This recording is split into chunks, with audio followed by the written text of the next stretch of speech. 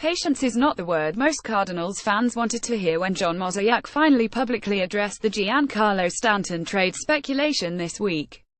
This is neither the time nor the season associated with much patience, but the Cardinals are actually in a good position to have that mindset. Actually, it's quite prudent for Mozeliak and the Cardinals to be patient.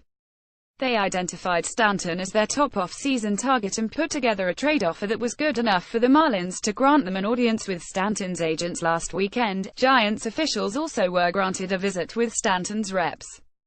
Once you've crossed that threshold, it would be foolish to back away until Stanton decides that he'd rather be traded to the Giants or Dodgers or elsewhere. Some frustrated fans would like Mozeliak, the Cardinals' president of baseball operations, to move on. According to Craig Mish of SiriusXM, Stanton will approve trades only to the Dodgers, Yankees, Cubs and Astros. Perhaps the slugger might change his stance toward the Cardinals now that Miami has traded D. Gordon to the Mariners. Whatever the case, there's still time for the Cardinals to move in a different direction. The Cardinals have gone way too deep into the Stanton trade talks to back away this early in the offseason. As we've noted often over the last 2 weeks, there are other quality middle-of-the-order batters that could upgrade Mike Matheny's lineup next season. Until the other top hitters start coming off the market, there's no reason for Mozeliak, General Manager Michael Gersh and Cardinals Chairman Bill Jewett, Jr. to completely bail on Stanton before the baseball industry starts arriving in Orlando on Sunday for the start of the annual winter meetings.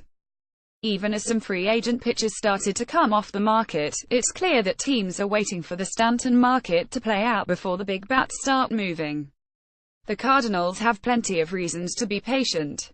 Here are just a few right-handers: Sandy Alcantara, Jack Flaherty, Alex Reyes, Dakota Hudson and Michael Wachter, outfielders Stephen Piscotty and Harrison Bader, and catcher Carson Kelly. Cards talk sound off about off-season moves. Here are a few other reasons for the Cardinals to be patient: Evan Longoria, Jose Abreu, Marcell Ozuna, Christian Yelich, Josh Donaldson, Eric Hosmer and even J.D. Martinez. Here are a few more reasons: Manny Machado, Bryce Harper and Clayton Kershaw. This much we know already: the Cardinals are ready to play. Let's make a deal. More importantly, they're not afraid of taking on a significant salary. In the Cardinals' pursuit of Stanton, the organization that let Albert Pujols flee to the Angels has been willing to assume a large portion of Stanton's remaining $295 million salary. Jewett has noted often that contracts like the ones Pujols and Stanton signed have traditionally not worked out well for the teams, but he's ready to play in that market this winter. Now let's address the 3 different sets of reasons for the Cardinals to be patient on Stanton until at least the winter meetings get underway in earnest next Monday in Orlando. More Ortiz columns, blogs, videos on Reyes, Alcantara, Flaherty, Reyes, Hudson, Piscotty, Wachter, Bader and Kelly. The Cardinals have a group of players that most organizations would covet next week if Mozeliak still hasn't landed his middle-of-the-order bat. A duo or trio from that group of players would prove to be great anchor for a top slugger. Opposing teams are sure to be eager to listen to Mozeliak if he comes calling with that list of players. Now let's consider Longoria, Abreu, Ozuna, Yelich, Donaldson, Hosmer and Martinez. All of those players would be considered upgrades to the Cardinals lineup. More importantly, they're all likely to still be available next week during the winter meetings.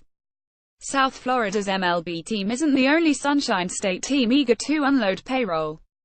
The Tampa Bay Rays also are considering a rebuild, and the Cardinals could be willing to help pick some costly talent off Tampa Bay's roster if they strike out on Stanton.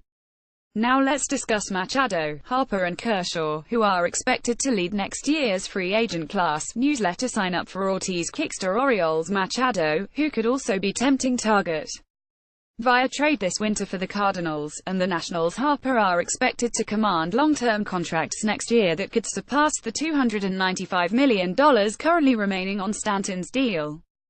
Mozeliak and his front office assumed that the Cardinals could be a playoff contender again in 2017 with the addition of center field Dexter Fowler and left-handed reliever Brett Cecil after they barely missed the postseason in 2016. Those 2 moves weren't enough, though. The Cardinals failed to reach the playoffs for the 2nd consecutive season this year, prompting Mozeliak to hunt for bigger fish this winter. Don't misinterpret Mozeliak's patience with their lack of urgency.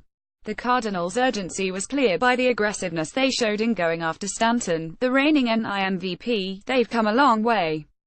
There's no need to abandon the Stanton chase until they have lost all hope or at least realized it's time for Plan B early next week at the winter meetings. Meanwhile, it's easier for Mozeliak to be patient when he and the rest of the baseball industry know he already has been willing to part with a strong package of prospects good enough to tempt the Marlins.